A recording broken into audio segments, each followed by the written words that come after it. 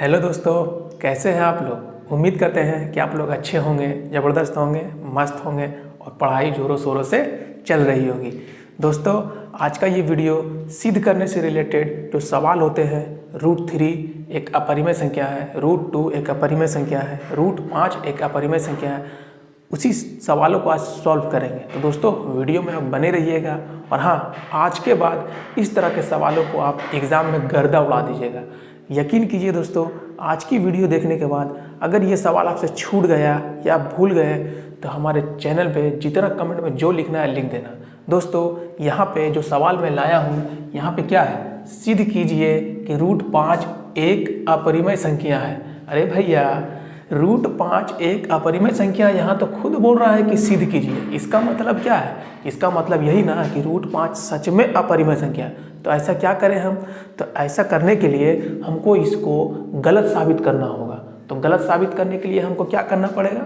गलत साबित करने के लिए हमको इसका उल्टा मान मानना पड़ेगा। यानी कि यहाँ पे बोल रहा है √5 एक अपरिमेय संख्या है। अरे भैया, अपरिमेय संख्या है तो इसको उल्टा मानने के लिए हमको क्या करना पड़ेगा? तो सबसे पहले यहाँ पे आपको लिखना हल। हल लिखने के बाद यहाँ पे आपको लिखना है कि √5 एक परिमेय संख्या है। परिमेय संख्या है। अब बोलोगे सर जी आप परिमेय क्यों लिखे? क्योंकि दोस्तों, यहाँ पे हमको इसको गलत साबित करना है। यानी कि अपरिमेय संख्या है ना, तो इसको परिमेय मानेंगे ना और देखेंगे कि क्या परिमेय, अगर √5 को एक परिमेय संख्या मानते हैं तो क्या परिमेय मानने के बाद ये परिमेय है, और अगर नहीं परिमेय निकलेगा इसका मतलब सिद्ध हो जाएगा कि √5 एक अपरिमेय संख्या है। तो ये इसलिए हम √5 को एक परिमेय संख्या माने हैं। अब दोस्तों, परिमेय संख्या का मतलब क्या होता है? परिमेय संख्या का मतलब ये होता है कि यह अंश बटा हर के रूप में लिखा जाता है, यानी कि P बटा Q के रूप में लिखा जाता है। और हाँ, P जो Q जो होता है दोस्तों, इक्वल टू नॉट 0 होता है। यानी कि Q जो है ना, वो 0 के बराबर नहीं होता है। ऐसा इसलिए बोल रहा हूँ दोस्तों, यहाँ पे मैं P लिख देता हूँ और Q के जगह में अगर हम 0 ले लेंगे तो ये तो सब का मान 0 हो जाएगा। तो 0 तो होना नहीं चाहिए मेरा, इसलिए Q इक्वल टू नॉट 0, यानी कि जो हर है वो 0 के बराबर नहीं होना चाहिए। और P और Q जो है ना दोस्तों, यह सह-अभाज्य होना चाहिए, मतलब सह-अभाज्य है, जिसका HCF 1 होना चाहिए। दोस्तों, सह-अभाज्य संख्या का मतलब क्या होता है? सह-अभाज्य संख्या का मतलब ये होता है कि जो संख्या खुद से कटे और 1 से कटे, यानी कि जैसे यहाँ पे हम लिख देते हैं 2/3, ये P और Q के फॉर्म में लिख दिए हम। अब दोस्तों ये देखिए 2 से 3 ये एक दूसरे से कट रहा है, नहीं कट रहा है, तो सह-अभाज्य संख्या हो गया। अब दोस्तों देखिए 2 किससे है? 1 से कट रहा है, ठीक है, ये भी 1 से कट रहा है और खुद से कट रहा है, यानी कि ये सह-अभाज्य संख्या है।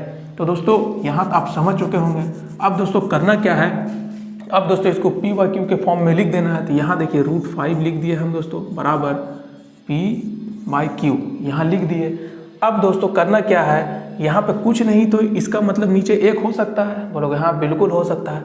अब दोस्तों इसको क्या करना है? आड़ा टेढ़ा मतलब क्रॉस गुना कर देना है। तो यहाँ पे हम लिख सकते हैं P बराबर, यहाँ हो जाएगा √5Q लिख सकते हैं।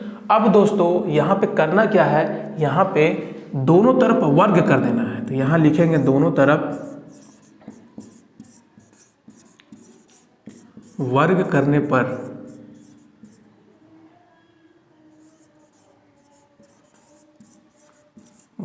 पर तो दोस्तों दोनों तरफ वर्ग कैसे करेंगे? तो यहाँ P है दोस्तों, तो P का वर्ग कर देंगे, बराबर यहाँ √5 है और यहाँ Q है दोस्तों, तो इसका भी वर्ग कर देते हैं। अब दोस्तों यहाँ पे क्या करेंगे? P का वर्ग क्या होगा? P² हो जाएगा, बराबर यहाँ √5 का वर्ग क्या होगा? अब दोस्तों देखिए यहाँ √5 का वर्ग क्या होगा? √5 × √5, ठीक है दोस्तों। तो इसको अगर करेंगे गुना तो ये 5 हो जाएगा, 25 हो जाएगा। अब 25 को अगर निकालेंगे तो 5 हो जाएगा, यानी कि वर्ग से रूट कटता है, तो ये 5 हो जाएगा। और Q है तो Q का स्क्वायर हम चढ़ा देते हैं, यानी कि वर्ग चढ़ा देते हैं। अब दोस्तों यहाँ पे क्या होता है? आप तो ये पढ़े होंगे ना दोस्तों कि यहाँ पे जो गुना में रहता है ये 5, ये जब इधर आएगा तो ये बट्टा में चलाएगा, यानी कि नीचे चलाएगा, यानी कि ये 5 यहाँ चलाएगा, यहाँ चलाएगा, Q यहाँ से हट जाएगा। समझ रहे दोस्तों, यहाँ पे जो 5 है, यहाँ पे अगर हम इधर लेकर आएंगे तो ये 5 नीचे चला आएगा।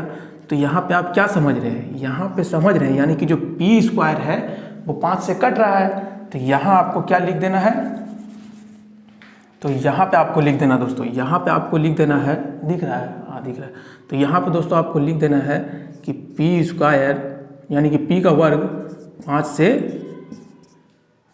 विभाजित है।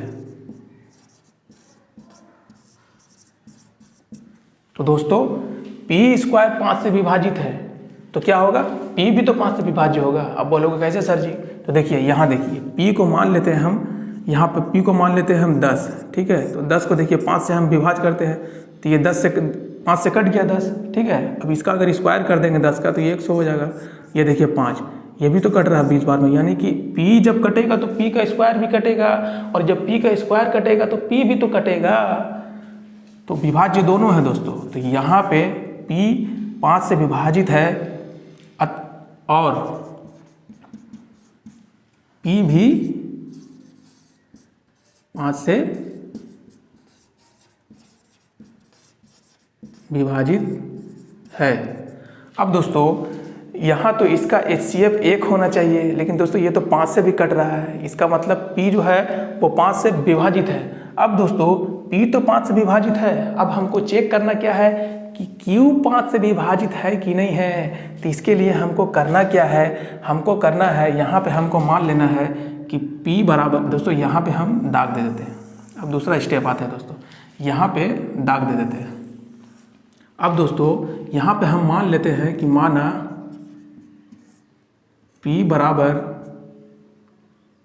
5m मान सकते हैं। अब बोलोगे क्यों सर m क्यों मान रहे हैं, दोस्तों यहाँ पे √5 है इसलिए हम √5 का जगह में हम 5 मान रहे हैं। अगर यहाँ √3 रहता तो यहाँ 3m मानते, यहाँ √7 रहता तो 7m मानते।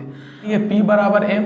अब दोस्तों क्या करना है, यहाँ पे P, तो P बराबर 5m है दोस्तों, तो यहाँ पे हम बैठा देंगे दोस्तों। देखिए इस वाले इक्वेशन में हम बैठाएंगे, यानी कि P बराबर 5m है तो यहाँ P के जगह में हम क्या करेंगे 5m लिख सकते हैं। लोग हाँ सर जी बिल्कुल लिख सकते हैं, इसका स्क्वायर। अब देखिए दोस्तों ये 5Q लिखा हुआ है तो यहाँ 5Q का स्क्वायर लिख देते हैं। अब दोस्तों इसका अगर हम वर्ग करेंगे तो क्या आएगा, 5 का स्क्वायर, क्या 5 का वर्ग क्या होता है 25, और यहाँ m का स्क्वायर हो जाएगा बराबर, ये 5 है दोस्तों, यहाँ Q का स्क्वायर है।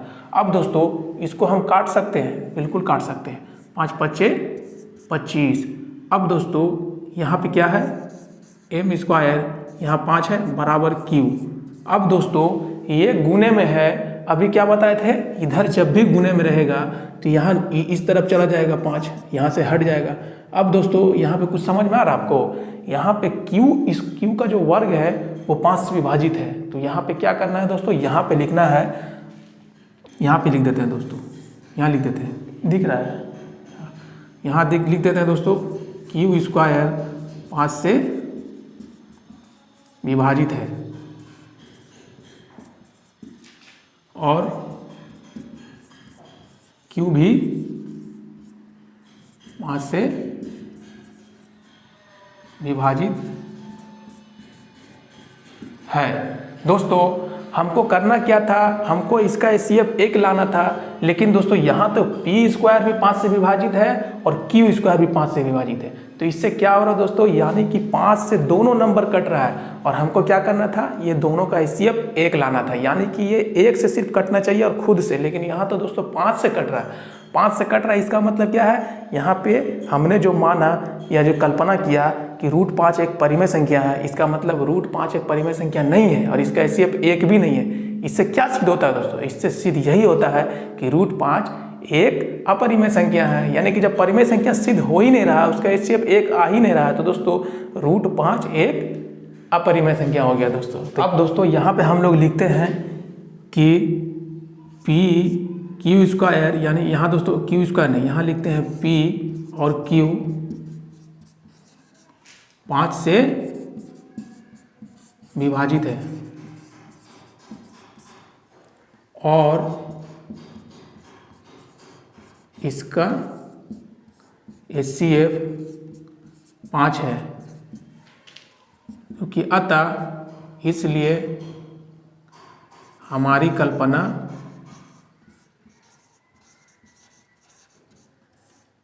गलत है।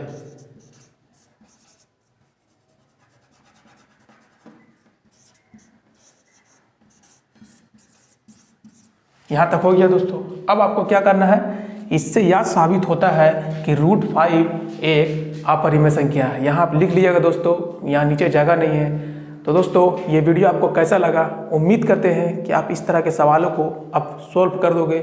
यहाँ पे दोस्तों यहाँ √5 है, इसलिए हम यहाँ 5m माने, ठीक है। अगर यहाँ √3 देता तो यहाँ पे √3 आप मान लेते, ठीक है, यानी कि 3 मान लेते। यहाँ पे √2 रहता तो यहाँ पे आप 2 मान लेते, यानी कि जो भी रहता है, यहाँ पे 5 है तो हम 5 माने। अब दोस्तों जो भी इस तरह का सवाल जब भी दे, सेम एकदम छाप देना है आपको। बस यहाँ पे जो डाटा दिया हुआ यानी कि √5, तो यहाँ पे सब जगह 5 ले लेना है। और यहाँ √3 रहता है तो सब जगह 3 ले लेते, √7 रहता है तो सब जगह √7 ले लेते, यानी कि जो भी नंबर है बस नंबर आपको बैठाना, तरीका यही सेम रहेगा। तो दोस्तों कैसा लगा ये वीडियो? दोस्तों अगर आपको ये वीडियो से काफ़ी हेल्प मिली होगी तो यार ये वीडियो को एक लाइक ज़रूर से कर देना, और चैनल पे नए हो तो चैनल को सब्सक्राइब जरूर से कर देना। दोस्तों हमें मोटिवेशन मिलती है आपकी लाइक से, इसी तरह से मैं वीडियो बनाता रहूँगा और आप लोगों को एग्ज़ाम में फोड़ते रहोगे। तो दोस्तों मिलते हैं किसी नेक्स्ट वीडियो में, तब तक के लिए आप अपना ख्याल रखिएगा।